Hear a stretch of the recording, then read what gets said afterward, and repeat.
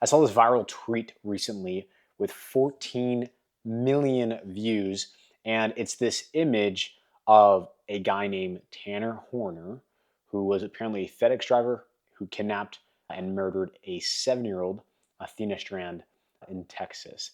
And this tweet was talking about how he was sentenced to death, and it prompted, all this controversy. And it reminded me why, as a Christian man, it is your utmost duty to be capable of violence. And it is your utmost duty to train combat and to train so that you actually have proficiency in violence. And I'm not just talking about like being big and tough and just being strong. And I think that being strong and physically capable is absolutely required and part of that.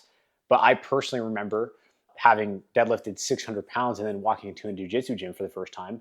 And I had this 147-pound guy who was also probably 47 years old lay on top of me, mounted me, and he took essentially the most dominant position where he's putting his hips, his crotch over my crotch. I thought it was super weird at first, but I was like, no, this is fine. It's a good test, right? Just to really see if I'm straight. Just kidding, but not kidding at all. But so he gets on top of me and he's like, hey, Gabe, I'm going to show you what jujitsu is. I am going to, I want you to escape like your life depends on it. Imagine I'm trying to hurt your family and do everything you can to escape. And I was thinking, surely I'm going to be able to buck this little guy off of me. I deadlift 600 pounds, way heavier than him, way stronger than him.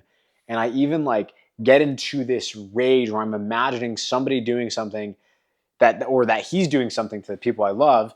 And I get ready to buck him off of me. And I'm thinking through biomechanics because I studied kinesiology. And I was like, I know exactly where to position my foot to be able to push this guy off of me as hard as possible.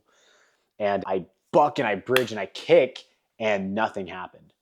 And that's when I realized that because I have never trained in the art of combat, I can say I'm a protector all I want. I can say I embody the biblically commanded role for men to protect those who are physically weaker than us, our loved ones, or women who are physically weaker than us.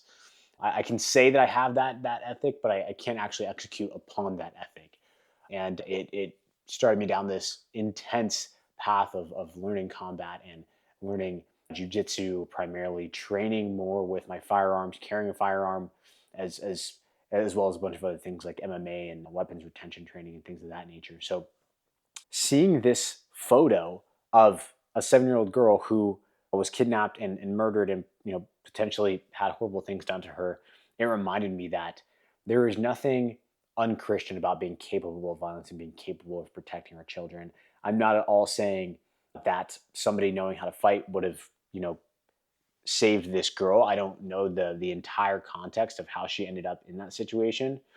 But what I am saying is, if you're a Christian man and you had the ability to defend this little girl and you lacked the proficiency at doing so, then that's on you. I believe that's a form of negligence.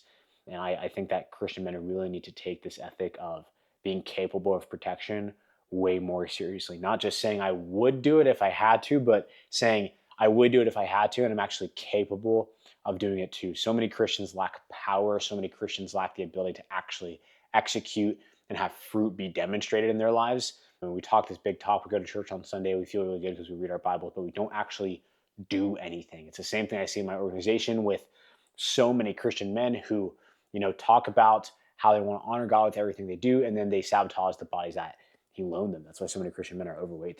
There's no fruit. There's no doing anything. And so, yeah, in case you're kind of like, Gabe, this sounds weird. This sounds, a little bit like it's just, your opinion. I just want to read from you some scripture that backs this up. Really, this is Psalm 144:1. David speaking here. He says, "Praise be to the Lord, my rock, who trains my hands for war and my fingers for battle." That is David clearly, literally thanking God, praising God, that God has given him the ability to execute battle, trains my hands for war and trains my fingers for battle. Okay, Luke 22:36. This is actually Jesus talking here. He says, "But now, if you have a purse, take it, and also a bag. And if you don't have a sword, sell your cloak and buy one, So Jesus, obviously, the context is, the disciples are, about to enter the season of potential persecution, and he is telling them, like, hey, I would rather you be able to defend your life than you to be able to be comfortable. And this is the ethic that Christian men need to embody. We are obsessed with comfort. We're obsessed with being nice. We're obsessed with saying the right things, but we don't actually have any power. We don't actually have any strength. And again, not to say that that would have prevented this really unfortunate, sad, devastating, disgusting situation from taking place.